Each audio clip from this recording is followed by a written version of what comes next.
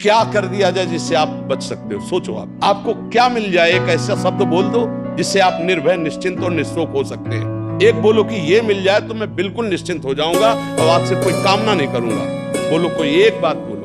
नहीं बोल सकते। आज हमारे बच्चों में बहुत जल्दी इतना सोचने की क्षमता आ गई है कि अब तो यार जीवन किस काम का। कहीं कोई ब्लैकमेल कर रहा तो जीवन, अरे हमें लड़ना है।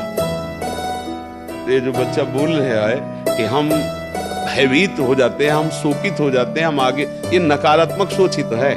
क्यों है? क्योंकि आधार नहीं है। आधार हो तो फौरन उसकी काट है। भगवान है ना, प्रभु है ना, ऐसा कैसे हो सकता है? हम उनका भजन करते हैं, हम उनके आश्रित हैं, ऐसा कैसे हो सकता है? महाराज जी, ये तो सोच रख लिया और इससे हम पार भी हो गए। महाराज जी, फिर जब असफल हो जाएं उसके बाद हमारा क्या मान्यता रहनी चाहिए? सही बात पूछो तो जब आप ऐसा करोगे तो असफलता में सफलता का ही आनंद अनुभव में आएगा। सकारात्मक सोच ही जीवन का सुख है, नहीं तो दुख और सुख और जय और पराजय ये टिकाऊ नहीं है। जैसे दिन टिकाऊ नहीं है, ऐसे रात टिकाऊ नहीं, ऐसे सुख टिकाऊ नहीं है, ऐसे दुख टिकाऊ नहीं। कोई सदैव विजयी नहीं रहता, कोई सदैव हारता नहीं, कोई सदैव सुखी नहीं रहता, कोई सदैव दुखी नहीं रहता। ये क्रम चलता रहता है। दुख के अवसर पर हमें हमारे विचार बचाते हैं हमको। अभी हम अपने विचार में अपने को बीमार मान ले तो हम कल से आने लायक नहीं रहेंगे। ध्यान रखना, हम आज अब भी नहीं मानते कि हम बीमार हैं। तो हमारी निगेटिव सोच जो है ये बिना भजन के नहीं जाएगी। और अगर ये बनी रही तो अरबों रुपया हो, खूब बड़ा पद हो, पति, व्यवस्था, पत्नी, सब कुछ हो, लेकिन नकारात्मक सोच तुम्हें चैन से नहीं रहने देगी। पक्की बात मान लीजिए। इसको सुधारना है तो सत्य पे आइए, धर्माचरण कीजिए, पवित्र चरित्र रखिए और नाम जप कीजिए। आपकी सोच बदल जाएगी। देखो, आपकी सोच अच्छी है तो आप थोड़ा कम पैसे वाले भी है ना, गरीब भी है, तो मस्त रहेंगे। सोच सही नहीं है तो चाहे आपके पास अरबों रुपया हो, आपका जीवन नरक जैसा रहेगा। क्योंकि आपकी सोच अशांति, कलह, नाना प्रकार की वासनाओं में, खेल में फंसाकर आपको नष्ट कर देगी। तो हमें लगता है कि बिना अध्यात्म के चिंता, भय, शोक इसका दूर होना बहुत कठिन है। नाम जप करो, चरित्र पावन रखो। आज प्रायः चरित्र को हम नहीं सुरक्षित रख रहे। ये समझ लीजिए कि चरित्रवान के पास ऐश्वर्य चरण चूमता है। चरित्रहीन चाहे आपसे जितना धन एकत्रित कर ले, शांति और सुख का अनुभव नहीं कर सकते। अब ये बात शास्त्र की और संतों की मानना स्वीकार करो तो अभी आनंद की अनुभूति हो जाए। हमारा चरित्र देखो, हम राम चरित्र गाते हैं। राम जी रघुवंश में प्रकट हुए और रावण उत्तम कुल पुलस्त करनाती, ब्राह्मणत्व उत्तम कुल पुलस्त करनाती, लेकिन चरित्रहीन हो गया तो राक्षस कहा गया। समझ रहे? चरित्र गाते हम, राम चरित्र गाते हैं। मां केवल अंतर है नहीं, वही बड़ी रा उसमें भी लगी हुई है। रा मां, वही भगवद अंश है, जय विजय और कोई दूसरा नहीं। ये लीला करके दिखाया कि एक चरित्रहीन हो गया तो राक्षस है, चरित्रवान वही भगवान।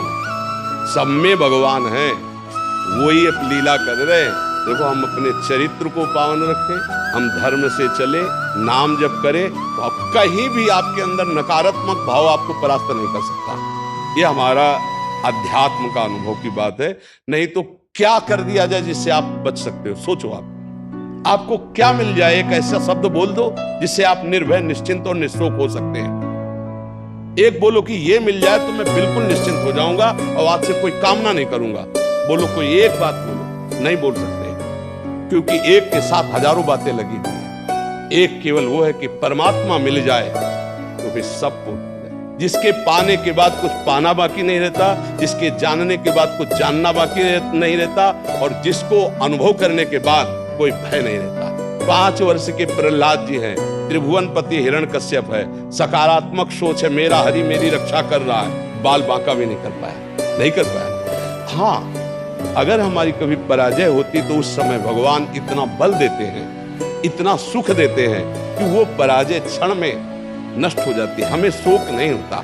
देखो, बड़े बड़े भक्तों को पराजय का मुख देखना पड़ा। धर्मराज युधिष्ठिर, अभिषेक हुआ, इंद्रप्रस्थ के सिंहासन पर चक्रवर्ती सम्राट पद पर बैठे कपटियों ने कपट करके परास्त किया। 12 वर्ष का वनवास, 1 वर्ष का अज्ञातवास, परिणाम भारी कष्ट सहा। ऐसे महारथियों को छुप के रहना पड़ा, लेकिन परिणाम फाइनल पे आइए तो चक्रवर्ती सिंहासन पर महाराज युधिष्ठिर ही बैठे, उनके कुल में कोई नहीं रह गया, सब विनाश को प्राप्त हो गए। तो हमें लगता है धर्माचरण, भगवद आश्रय, पराजय कभी होती भी है तो वो विजय की ही आशा पुष्ट करती है, और भगवान इतना बल देते हैं कि पराजय उसे दुख नहीं दे पाती है। तो इसलिए हमें नाम जप करना चाहिए, भगवद आश्रित होकर के अध्यात्म को समझना चाहिए। आज हमारे नवीन बच्चे अध्यात्म को नहीं समझ रहे, तो बड़ी आचरण में बड़ी अपवित्रता आ चुकी है। आप देख लीजिए कैसे कैसे गंदे अपने जीवन को इन अवगुणों से युक्त कर लिया गया, व्यसन, व्यभिचार। अब ये अध्यात्म का ज्ञान ना होने के कारण अपना नाश कर रहा है। तो चरित्रहीनता, गुणहीनता और नकारात्मक सोचे, अगर इनको हमें ठीक करना है तो हमें बहुत सावधान रहना, हमें अपने चरित्र को बचाना है। आज हमारे बच्चों में चरित्र सुरक्षित नहीं रह पा रहा है। आज बच्चों का जीवन बड़ा संकटपूर्ण जा रहा है। बात पक्की समझना, हमको जब ऐसी बात आती है तो हम दुखी होकर के बोलने लगते हैं कि आज हमारे राष्ट्र का जो ये नवीन भविष्य है, ये संकटपूर्ण परिस्थिति में जा रहा है। गर्लफ्रेंड, ये बॉयफ्रेंड, ये व्यसन, ये इनको चैन से नहीं रहने देंगे। नवीन अवस्था के बच्चे हैं, जब गंदे आचरणों में फंस जाते हैं, अब उनको ब्लैकमेल किया जाता है। वो अपने माँ बाप से बता नहीं सकते कि दूसरे से कहने घुटते रहते हैं, और अगर ज्यादा घुटन आ गई तो अपने आप को।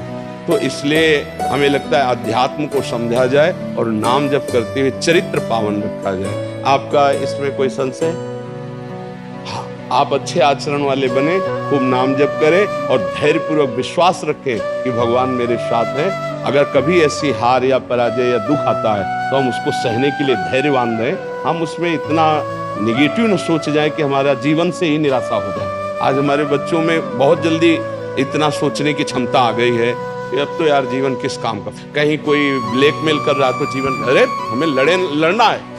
हम कल भी कह रहे थे कि बच्चों को चाहिए माता पिता से दोस्त जैसा व्यवहार करें, और माता पिता को चाहिए कि बच्चों से दोस्त जैसा व्यवहार करें। दोनों आमने सामने बैठकर उनके हृदय की बात को जाने और उनको दोस्ती की तरह सपोर्ट करें, तो आगे बढ़ सकते हैं, वो दलदल में फंसे हुए निकल सकते हैं। नहीं तो कई ऐसे गंदे बच्चे होते हैं जो अच्छे बच्चों को अपने विषय जाल में फंसा करके उनके जीवन को बर्बाद करते हैं। बकाया नकारात्मक सोच के लिए नाम जप बहुत जरूरी है। चाहे आप स्त्री हो, चाहे पुरुष हो, चाहे गृहस्थ हो, चाहे विरक्त हो, जब तक नाम जप नहीं करोगे, आचरण पवित्र नहीं रखोगे, तो वास्तविक सुख का अनुभव नहीं होगा। नाम जप बहुत आवश्यक, इसलिए हम सबसे प्रार्थना करते हैं नाम जप करो, शराब मत पियो, मांस मत खाओ, पराई माता बहनों की तरफ गंदी दृष्टि से मत देखो, गंदे आचरण मत करो।